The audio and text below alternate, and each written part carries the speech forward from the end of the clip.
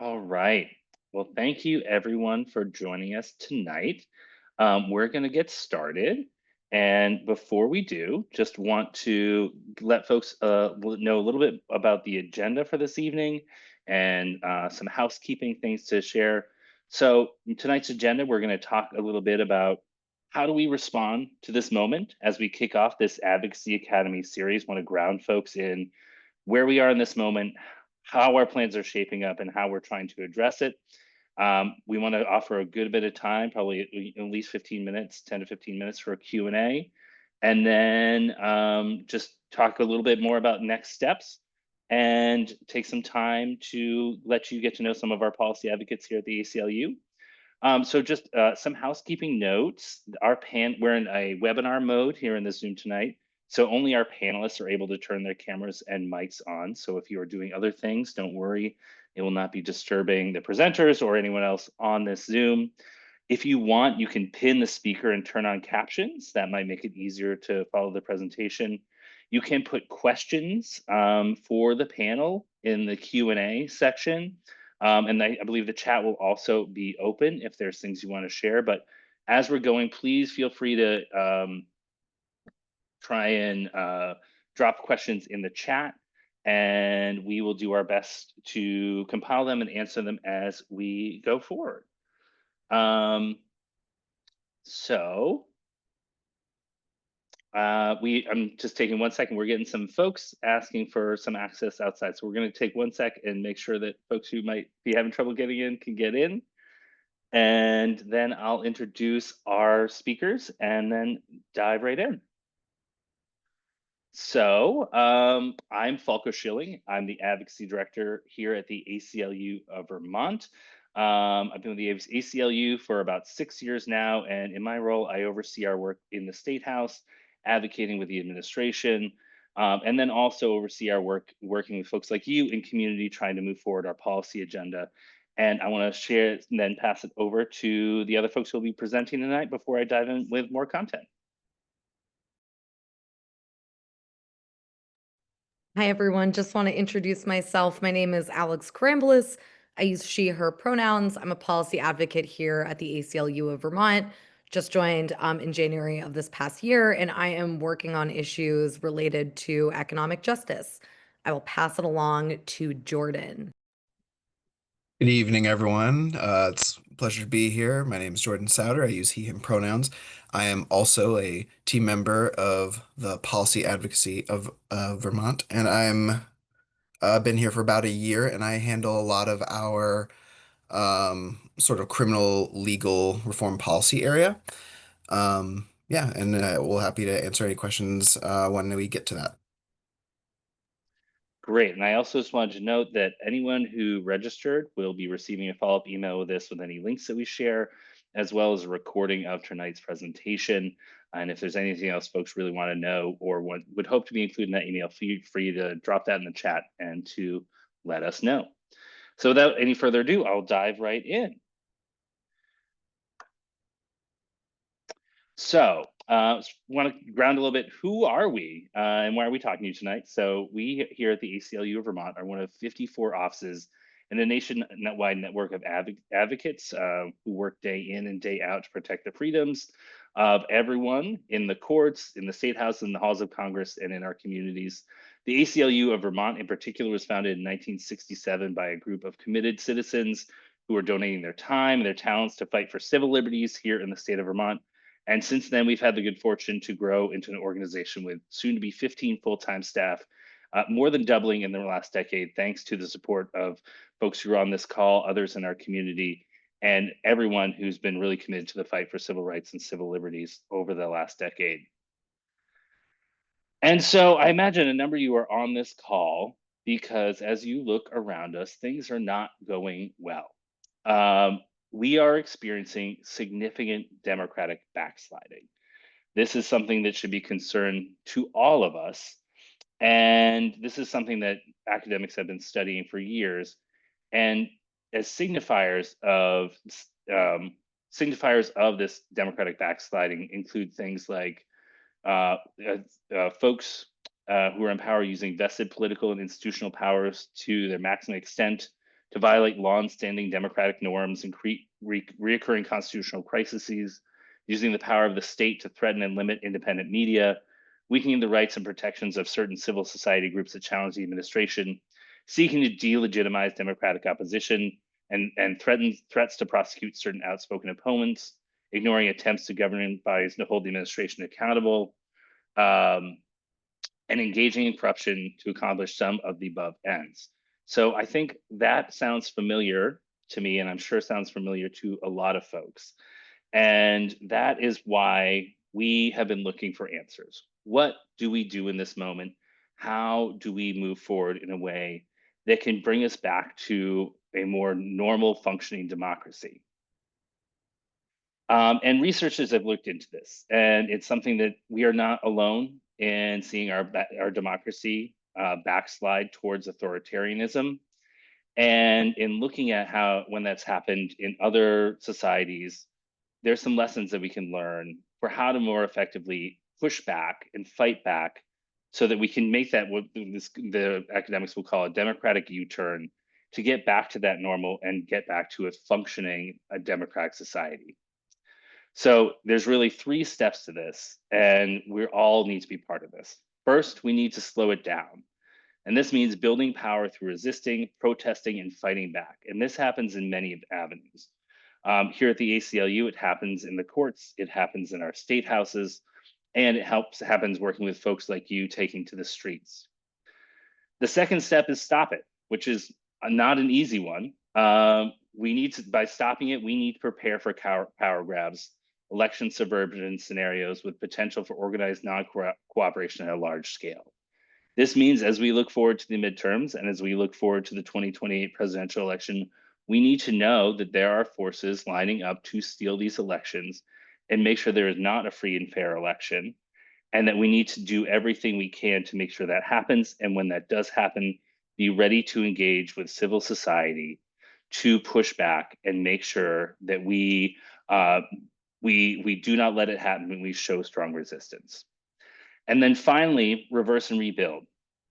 Part of the reason we see democratic backsliding in societies is because folks lose faith in the existing systems. When we see that they're not working for everyone, simply calling for more of what existed before is not usually a strong motivator. So to be effective in pushing back, we need to make a system that works for all of us and mandate major reforms start seeding those systems of change now. So in that framework, the ACLU has a certain role to play, and everyone else has a certain role to play too. But here at the ACLU, how we're trying to address this and how we're trying to move forward is align our inside game within institutions with grassroots outside game. So our institutional work includes engaging electoral politics, educating voters about their options and what's at stake. Though we are a nonpartisan organization, we do not we don't endorse or oppose specific candidates. We do support ideas and support voter education as well as access to the polls. So we will be continuing to make sure that folks know what's at stake when they're going to the polls and make sure people have access to the right to vote. We also engage in the legal system, and you'll hear a lot more about that. We've had over 100 lawsuits against this current administration since the start, since January, and more are on the way. And then outside of that, also traditional advocacy. This includes state house advocacy. This includes working in municipalities, and this includes all the different ways that folks can get involved with their local governments to make positive change. The outside game is semi or non-institutional. This includes working with folks in areas like labor organizing, protests, so connected, dispersed, temporary, sustained, online, offline, all of these methods. Boycotts, walkouts, and slowdowns. We are looking to get beyond our institutional comfort zone and to work with folks who are doing this type of work because it will be essential. As we will be the first to admit the lawyers are going to be really important in fighting back, but the lawyers are not going to save us alone. And so that's what we need to do in terms of coming together and getting ready for this moment and continuing to work together. So in doing this, we need to orient our efforts towards the following principles: unity. We need to build broad solitary networks and coalitions and build narratives that center working people and move them towards action. We need mass and diverse participation. This includes making a big us with on ramps for everyone and avoid the red, blue, rural, urban polarization and move us to a new system for everyone, not the old one that has failed many people. And finally, nonviolent discipline.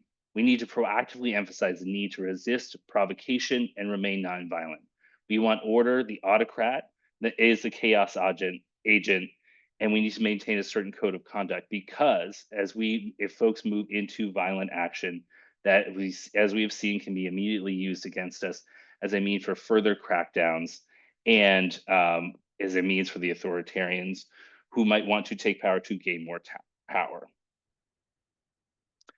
And so here at the ACLU in particular, we have been looking towards the 3 Ds as a way to engage in this process, which are delay, dilute, and defeat. So this is based on a strategic analysis, and we're applying this to impact litigation, state level protections, including our Firewall for Freedom campaign that you're going to be hearing more about in just a few minutes, and civil society engagement, education, and organizing. This plays to our strengths as a nonpartisan nationwide network of civil liberties organizations with 100+ years of experience in defending core constitutional freedoms. So first, in how we've been doing this so far, impact litigation is one of the core functions of the ACLU and has been for over 100 years. And since the start of the Trump administration, the ACLU has taken 170 legal actions in 10 months, defending immigrants' rights, free expressions, trans justice, DEI, and more. We've been fighting for a free country with free speech. We won the release of academics and students detained by ICE in retaliation for their speech, including ACLU Vermont clients Ramesa Ozturk and Mosa Madawi, as well as Mohammed Khalil and Dr. Badar Khan Suri. We've been fighting for birthright citizenship. Within the hours of the inauguration, we filed a lawsuit to block executive orders on birthright citizenship. And within hours of the US Supreme Court limiting nationwide injunctions, we filed a second challenge, block the executive order again, and certified nationwide class to protect citizenship rights. And finally, but not completely, the Alien Enemies Act, we moved rapidly to block deportations in Colorado, Georgia, Nevada, New York, and Texas. And the US Supreme Court reaffirmed individuals' right to challenge removal on the AEA itself. And that's just some of the legal actions we've taken to date. As you see, this is not 170, there's many more, and the many more suits continue to be filed. The second pillar in this work is our state level protections and the ACLU's Firewall for Freedom. This is a nationwide campaign of over 60 new so far over 60 new statewide laws and policies from our policy playbook have been enacted to protect immigrant rights in Colorado, Connecticut, Detroit, Massachusetts, Minnesota, Nevada, New Mexico, Rhode Island, Vermont, and others. And this, we'll find out a little bit more about this campaign as we go forward. I'll talk a little bit more about exactly what we're doing. But last year in this work, we saw a number of important things pass, including new SHIELD laws, protecting those providing and accessing reproductive and gender affirming care. We saw more limits on cooperation between local law enforcement and immigration agents without the governor's approval. We began the process of creating the Office of New Americans. We passed laws protecting children and their parents involved in immigration enforcement, and we made it easier for folks. We made immigration a status of protected class under housing laws and stopped requiring social security numbers to access housing. So those are just a few of the things that we were able to work with lawmakers on last year, and there's many more things that we can do in the coming year that you're going to hear about in just a minute. And third, civil society engagement and education. This is one of the main tools that we will have to resist and to make it through this moment. And so some of the great things that we're seeing are, one, all of you here tonight. We had an extremely high number of folks registered, and we're really grateful to everyone who was able to make it here tonight. And in all, the ACLU network has activated more than 1 million people to take action, calling on their elected officials, signing petitions, attending town halls, and more. We helped coordinate a national sign-on with over 2,000 organizations facing potential political retaliation. And here in Vermont, we've organized a solidarity letter with nearly 200 groups signed on, and we'll share a link to that out in our follow-up email for folks who might want to sign on if you represent businesses or other organizations that would like to be part of that effort and haven't had the opportunity to sign yet. We filed amicus briefs on behalf of targeted law firms in support of public broadcasters and Harvard University. We mobilized 400 celebrities with the support of our 1.7 million subscribers to make Disney back down on censorship of Jimmy Kimmel. We've trained over 75,000 activists on the right to protest, and we helped mobilize 7 million people to take action in 2,700 cities and towns nationwide since the start of this administration. Now, we also want to fully recognize we are doing none of this alone, and there are so many incredible leaders who are really moving these efforts forward, especially in their communities and putting together things like the No Kings rally and so many of the other dispersed and so important protests that we've seen. We're really happy to be partners in that work, but also want to say that it will not be happening without the folks who are doing that work in their communities and connecting. So now I want to move on a little bit to talk about building a firewall for freedom. You heard me mention this earlier in the presentation, and now I want to talk a little bit more about what exactly this means. So, why are we building a firewall for freedom? States will be the front lines of our fight for freedom, and communities and our communities expect state and local officials to protect us from Trump's assault on our rights. States and cities must build our firewalls for freedom. These are barriers to ensure that our state and local officials don't assist in anti-democratic forces attacking our civil rights and civil liberties. And in states like Vermont, where the political landscape gives us an opportunity to engage this work, we've developed state and local policy actions to protect people's safety, health, and fundamental rights. We have a playbook to fight back, and we are ready to defend people's fundamental freedoms. Thankfully, for all of us, Vermont has responded, and we've been building off some of the strongest protections for civil rights and civil liberties in the country, especially when it comes protecting immigrant communities, the LGBTQ plus community, and people accessing essential health care. Our laws prohibit ICE arrests at courthouses. They limit law enforcement interactions with immigration authorities through our fair and partial policing policy. They protect providers and patients seeking abortions and gender affirming care, and they enshrine the right to an abortion in our state constitution. And after more than 6 months of the Trump administration and the completion of the 25 legislative session, the ACLU Vermont's policy priorities with our Firewall for Freedom continue to evolve. And prior to Trump's taking office, the three main groups that we were concerned would be facing these attacks were immigrants, LGBTQ plus individuals, and people exercising their First Amendment rights to voice dissent. And our experience has confirmed that analysis. As we started this work last year, those are the groups we were focused on protecting, and that really hasn't changed as we look to what's ahead of us this year and the opportunities we have in front of us. So I am going to stop for a second, and I'm happy to invite Jordan Souter to jump back in and tell us a little bit more about the works that we can do to protect immigration rights and our immigrant communities. Thank you, Falco. So, we all have rights that the government must respect, regardless of our immigration status. However, across the country, the Trump administration is actively terrorizing our communities with masked federal agents conducting unlawful and indiscriminate raids. People are rightfully terrified and outraged. We do not want or need masked anonymous agents in our neighborhoods. So, we are calling on our elected officials to protect our communities from federal abuses of power. And although there are some limits to what an individual state can do, we have identified several policy areas, excuse me, that we can and must do to limit state interactions with federal immigration authorities, improve access to justice, and keep our communities safe. So, first, as mentioned previously, we have federal agents engaging in unlawful abductions, throwing people into unmarked vans, lurking outside of schools, kids' baseball games, and even attacking people at Home Depot parking lots. We have also seen ICE agents brazenly invading our community spaces like our schools, our hospitals, and our places of worship to stalk and arrest people from our communities.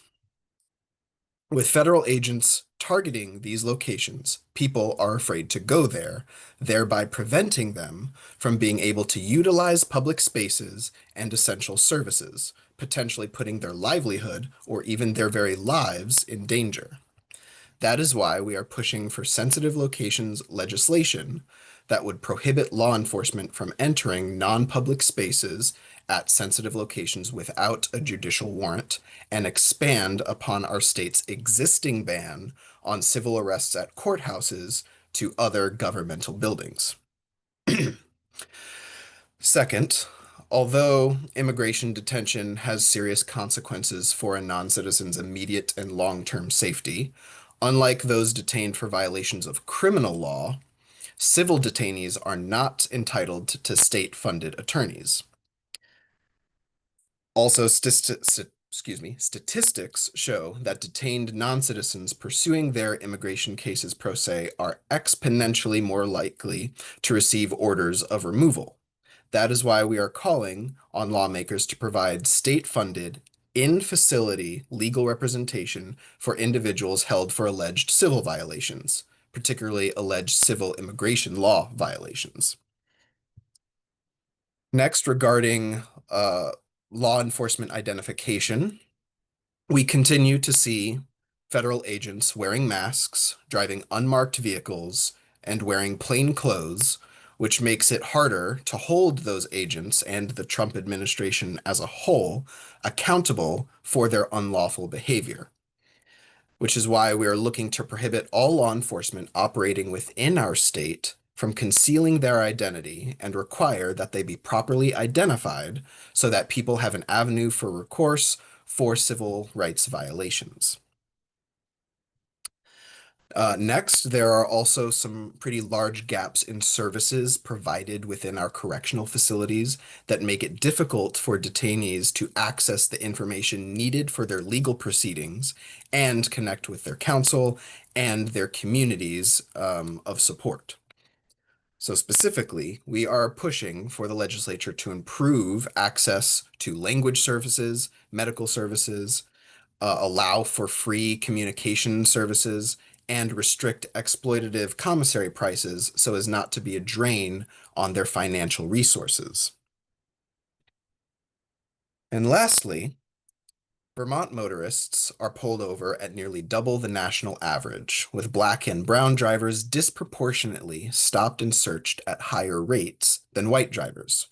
Not only does this continue feeding into Vermont's appalling racial disparities within our legal system, we've heard from organizations like the Vermont Asylum Assistance Project that traffic stops are a pipeline to immigration enforcement.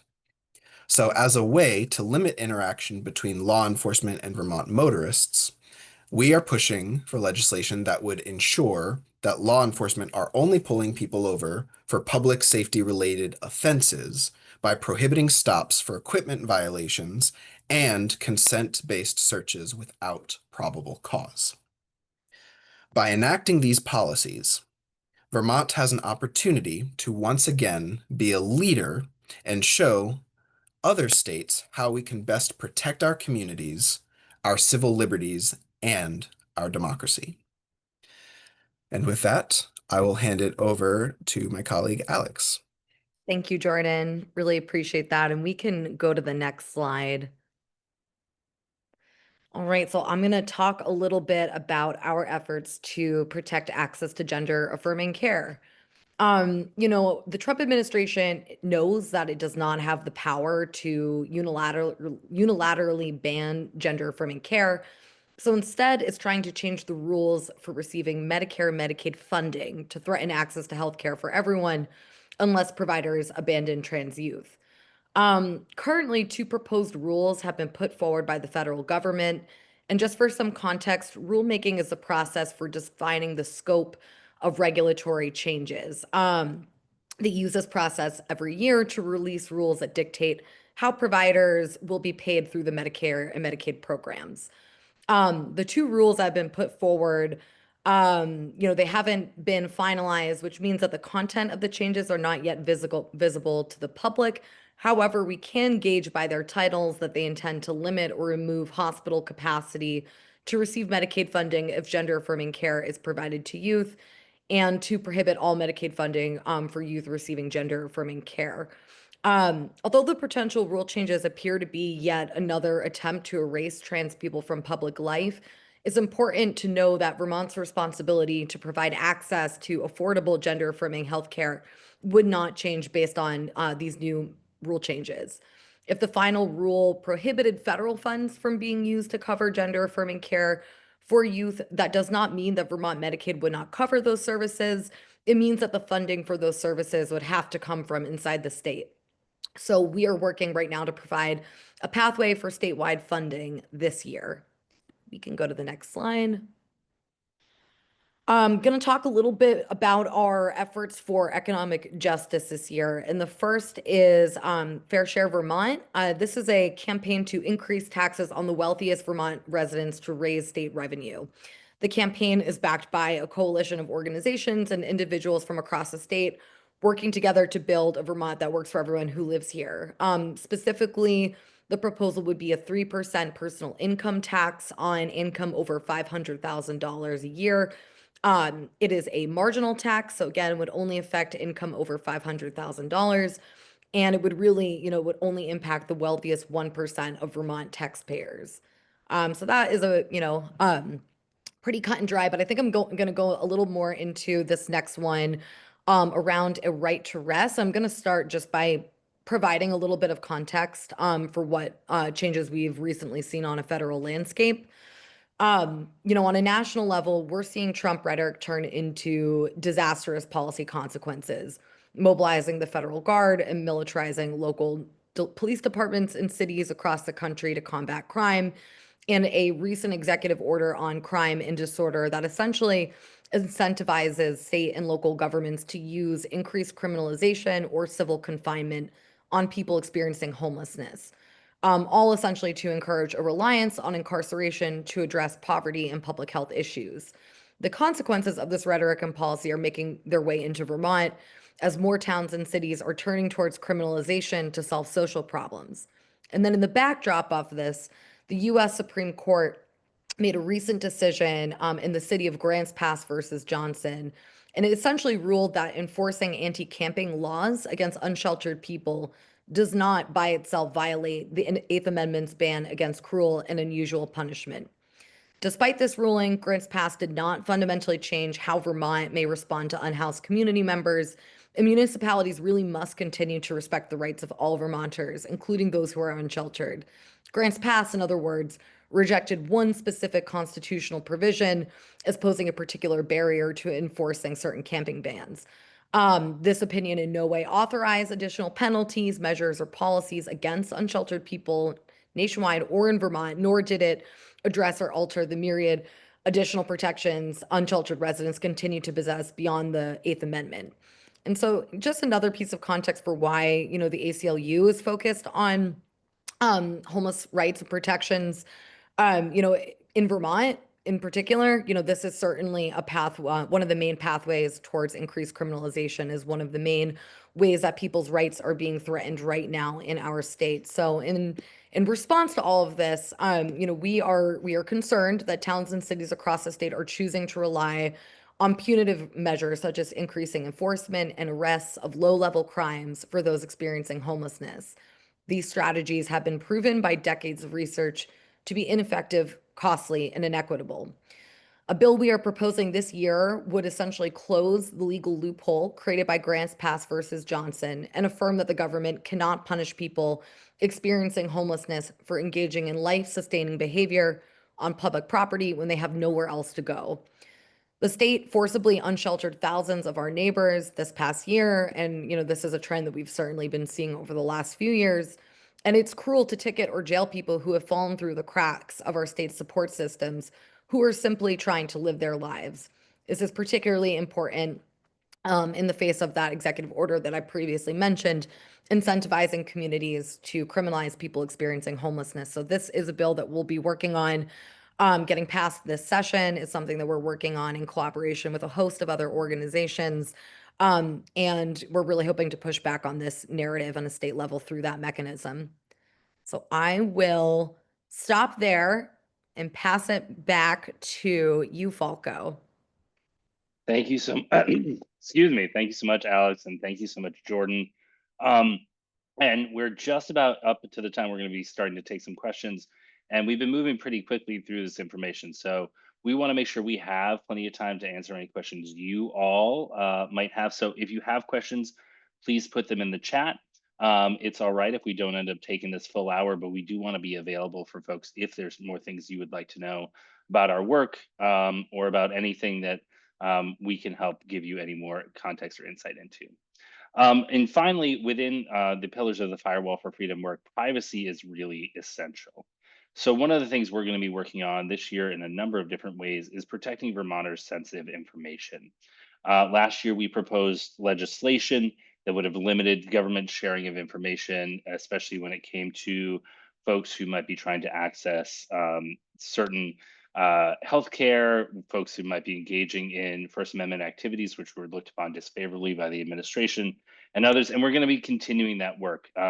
So we'll be continuing to support a comprehensive privacy bill within the legislature this year that will minimize the information that private companies can get on their customers based on the actual uses needed for that information, as well as limiting when that information can be sold to other private entities, where it then can be taken up by folks like law enforcement, federal government, other folks like that. And at the same time, trying to make sure that folks have an ability to enforce those rights.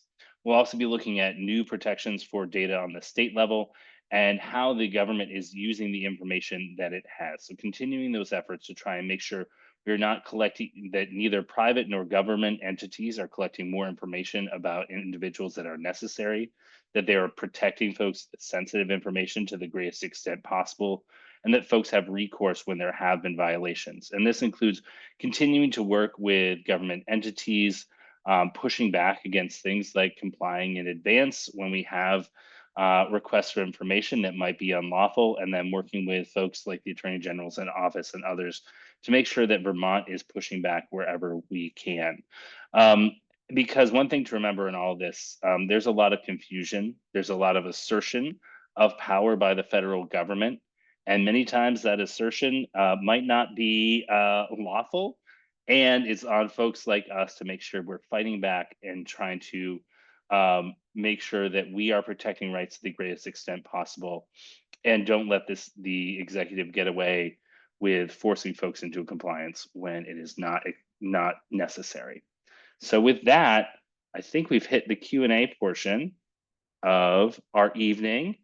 And I'm going to stop sharing screen so you can hear from the three of us.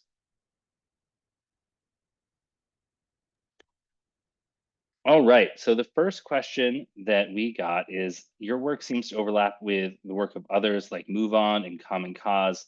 How are those groups working together to be most efficient? Um, I'll speak to this, and I think other organizations as well. This is a time when collaboration is necessary and essential. And one of the things that I have been most heartened by is seeing the organization that has been happening across the state, especially by, groups like Indivisible, 5051, and seeing just the distributed protests and the grassroots energy that's been behind this movement. Folks are not waiting for someone like the ACLU to tell them they can or can't show up, or they should or shouldn't protest. And that's exactly the energy right now we need right now. So we've been doing our best to stay responsive to folks as they have needs or they have wants. We have folks who've been showing up in community to try and provide information, such as know your rights trainings. And we're going to be doing some more skill building activities in some of the future Advocacy Academy series that we have coming up. Tonight was really about laying some of the groundwork work of where we are, what's happening, and in the future, we're going to talk a little bit more about what skills you need to get involved.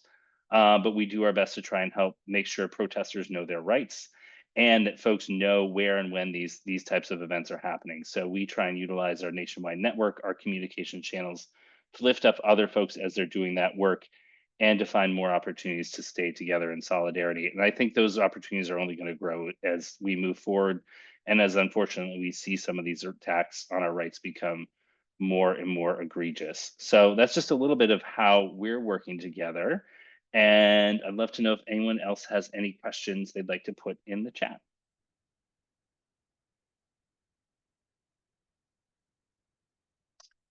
While we're waiting, I'm happy to share one that we got before we jumped on this call.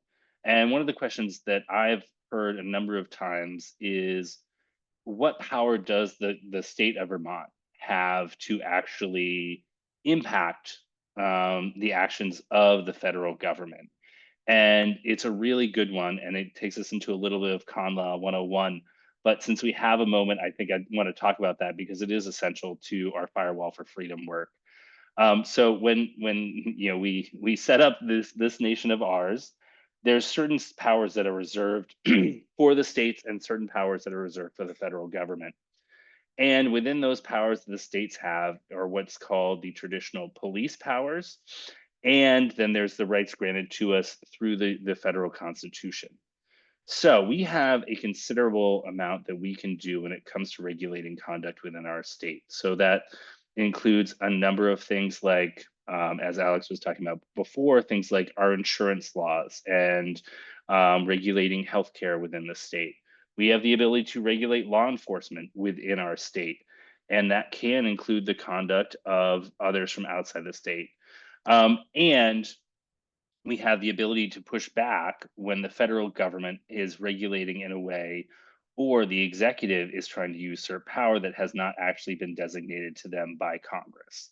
And so that is where the states come in. We are trying to find those places where we have power, where we can put protections in place. One of the key concepts in this area is federal preemption, which is when there are federal laws in place around a certain issue that generally will preempt or supersede any state laws on those issues. And but there's plenty of areas where that does not happen, and this federal government has been silent. So those are the areas where the authority has either been delegated to the states or the federal government has not stepped in, and those are the number of the areas that we have the opportunity to move that work forward. So I'm seeing a number of more questions coming in the chat, so I should be looking at that. Is there anything you all want to jump in and talk about, Alex or Jordan? I can just jump to the next question. I think that was a really thorough explanation of the prior question. The next one that I am seeing in the chat is, what limits the ACLU's capacity to carry out our objectives? And I think, the obvious barriers certainly, are our federal government and, all of the restrictions and changes that they are placing in terms of Vermont. But I also just want to highlight that we also face barriers inside of our state from, our own administration here in Vermont. And I think that our administration and our communities absorbing national rhetoric is certainly a challenge and certainly limits our capacity to carry out our goals. So I just wanted to say that, but happy to pass it along to you both, Jordan and Falco, to build off of that answer.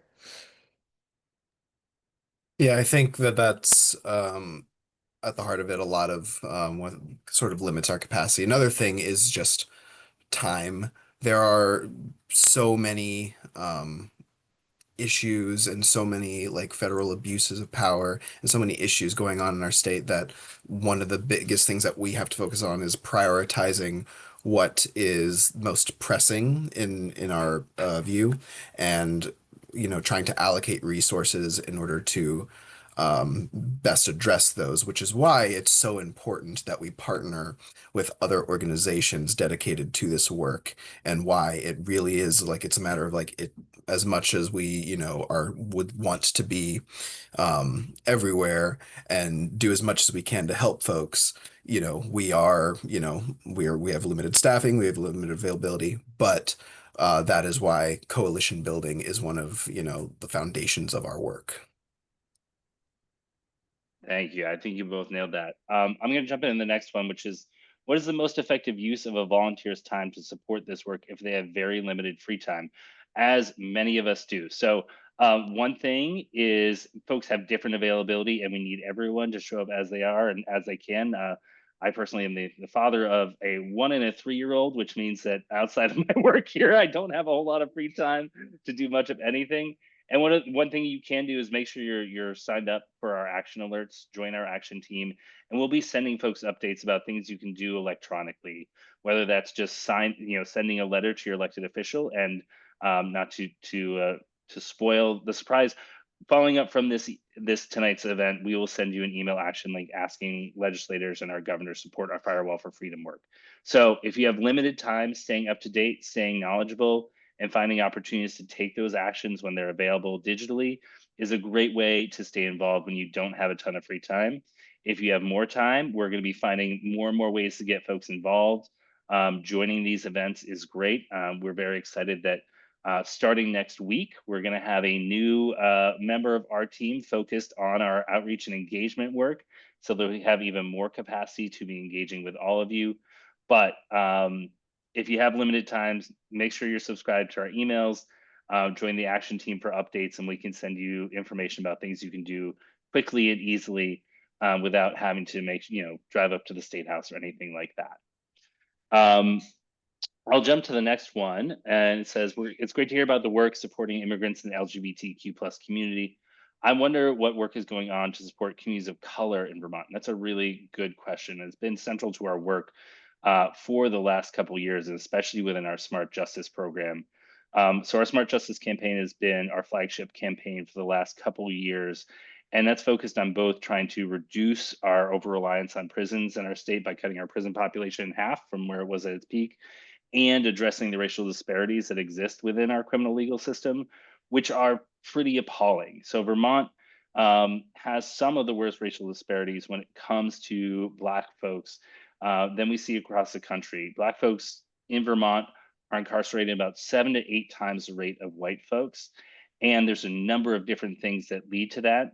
Jordan spoke a little bit to our Smarter Stops campaign. That is one of the areas that we are trying to advance in the coming year and have been working on for the last few years, because we see that drivers of color are disproportionately stopped on our roadways. And then when they are stopped, disproportionately searched for contraband, while at the same time be much less likely to actually be found with contraband. We're trying to limit some of those entry points into the criminal legal system. And that is one that we have data and shows disproportionately impacts folks of color. Another is trying to reform our drug laws. This has been a priority of the ACLU's for years, working with the Council of State Governments. They produced a report about what are some of the drivers in racial disparities in our criminal legal system. And one of the things they found is a Black person in Vermont is 14 times more likely to be a defendant in a felony drug case than a white defendant. So that's why we've been working with a coalition of folks over at Decriminalize Vermont and other organizations to try and put forward laws that defelonize and ideally decriminalize drug possession so that folks are not being disproportionately charged with those crimes, which then lead to longer prison sentences and disproportionate rates of incarceration. We're also working with partners to try and adopt structures within the legislature so that they are better assessing the impacts of the laws that they pass. So we've been working with folks like the Racial Disparities Advisory Panel and others to advance equity analysis tools. Many times in the legislature, when folks are looking at a bill, they'll have to do an economic analysis to see what the impact is. We think folks should have to do a racial equity analysis as well when these bills have disproportionate impacts on communities of color, and to know what those are. Those are a few of the things that we've been working on. I've been happy to talk about more, and I don't know if anyone else wants to add any more around some of the work that we've been doing. I can just add one piece. Our racial disparities, it extends beyond our criminal legal system, and it, certainly is the case in terms of the economic health of our communities. And, in particular, when we look at, say, our homeless population, Black Vermonters they experience homelessness at much higher rates in our state. And I think that that's really, an example of the very extreme wealth disparities that exist both nationwide and in Vermont. And so that's certainly information that we uplift in the work that we do in that area. Is certainly a racial justice issue as well. Thank you. We have a question in the chat about statutes on right to protest on public versus private property, and how do we enforce those protections? How can we protect protests from becoming declared emergencies? So this is something that is always top of mind, is folks' right to protest, and when that happens, when there is a moment that might call for immediately folks taking to the streets. There's some, we have a Know Your Rights video that we can share out with folks around your right to protest. But generally, you are allowed to protest on public property, especially for emerging issues or issues of immediate concern, as long as you're generally not impeding motor vehicle traffic or pedestrian traffic on places like sidewalks. That's generally the high level rules around that. Private property, the rules are different. People can decide what you may or may not be able to say on private property, but the government can't restrain your right to free speech on government property. Generally, if there is a immediate threat to public safety, that is something that would be of concern, and we might see more law enforcement involvement. It's not something we've been seeing happening here in Vermont, at least not that I know of. But if folks know more about this or have specific concerns, please reach out. But we are happy to share our protester Know Your Rights presentation, and to hear from folks about any concerns they're having around their rights to protest. State or municipalities and other government entities can put some restrictions on the use of government property, but those restrictions have to be content neutral and viewpoint neutral. Those restrictions can be based on any sort of viewpoint that someone might be expressing. And also, so that's one, but there are some time, place, and manner restrictions that can be put in place. So it's pretty specific, but want to hear from more folks if that's been a concern. But it's definitely been something that's popping up, and folks asking us about, towns requiring things or limiting signage, other things like that. So happy to hear more about that, but always wanted to make sure folks have the right to get out there and make their voice heard.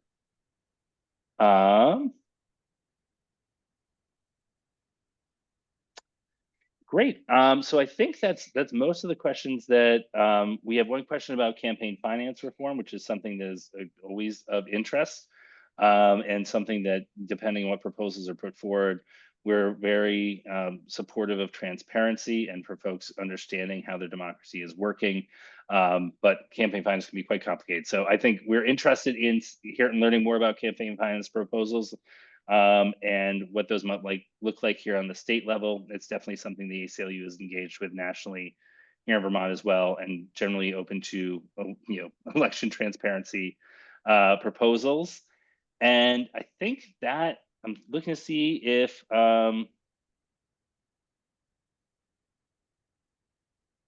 we have anything more in the chat. I think I'm going to share my screen one more time, just with a little bit of more information as we close things out. And sorry, stick with me. So wanted to leave you with a couple of action steps coming up today. So we'll be following up from this presentation with an email, and we're going to be asking you to contact your elected officials and ask them to support the ACLU Vermont's Firewall for Freedom initiative. So we'll be sending you that link in an email. That's an easy way, especially if you don't have a ton of time, to get your legislators informed about this. In that, there'll be a link where they can contact us to learn more. And if you want to learn more, feel free to reach out to us. That email will be coming, I imagine, from info@aclubt.org. But if you have any questions, once again, info@aclubt.org is a great way to get in touch. Our coworker Jess is manning that email all the time. And as questions come in, they're fielding it to us. So it's not just going to a black box, it goes to a real person who does their best to try and get those responses to anyone on our team. The other thing you can do as an action step coming out tonight is join our action team. You've heard me mention this before, and I think a number of you folks probably are members of this already. But this is a way to get the most up-to-date information about what we're doing in our advocacy work. We send out monthly newsletters. We're more in depth with more opportunities for action than you'll see in our normal emails. And as we get more capacity to engage with folks, you're going to be hearing a lot more, and there's going to be more opportunities to engage, including things like joining us up at the State House and more in community opportunities. And finally, we really hope that you or some of your friends or family will join us for our future Advocacy Academy sessions next week. Same time, we're going to be holding the People's House, a primer on legislative advocacy, because one of the challenges for folks engaging with advocacy around the State House and within the legislature is understanding the process, where they can fit in, how they can be most effective, and just some of the basics there. So we're going to walk through folks through that and try and give them some good examples, gives them tips, tricks, and ways that they can feel really comfortable engaging with their elected officials. Because Vermont is one of the states with the most direct representative democracy. Our legislators are very attentive to public input and hearing from their constituents, and it gives us an amazing opportunity to make better policies in the future. After that, we're going to talk about advocating in our communities, influencing the broader public to create change. We're going to talk a little bit about how you do things like letters to the editor, op-eds, and how to make your case in one-on-one meetings with folks and decision makers. And then finally, on November 20th, we're going to have a Know Your Rights presentation from some of our attorneys, talking about your rights and responsibilities, talking about immigrants' rights, because that's been one of the things we've been hearing the most from folks that they want to know more about and learn more about. So with all of that, I'd like to say thank you for joining us this evening, and feel free to reach out. We'll be sending a follow-up recording of this, and love to be in touch. And thank you again for joining. Anything else you'd like to add, Alex or Jordan, before we close down? No, I mean, I think that that was great, and I just want to personally also say thank you to everyone here. You know, I know these are really dark times that we're all in, but we are working tirelessly to protect the rights and liberties of our community, and we're just so happy to have you all join us in that fight. And there will certainly be many opportunities, especially as we gear up towards the legislative session. So keep an eye out for those action alerts. Again, to one of the questions about an easy way to become involved, we will have many ways for you to stay plugged into our work, as simple as clicking a button to email your legislators. So definitely stay tuned, and thank you. Yes, I also just want to thank everyone for coming. Uh, you know, community support is completely important, and we can't do what we do without it. So I just want to thank everyone who was able to come here tonight, and thank everyone who will be able to join us for these future sessions um, as we stand up and fight for our democracy. So thank you all. Thank you, everyone. Have a great evening, and we'll be in touch. Thank you.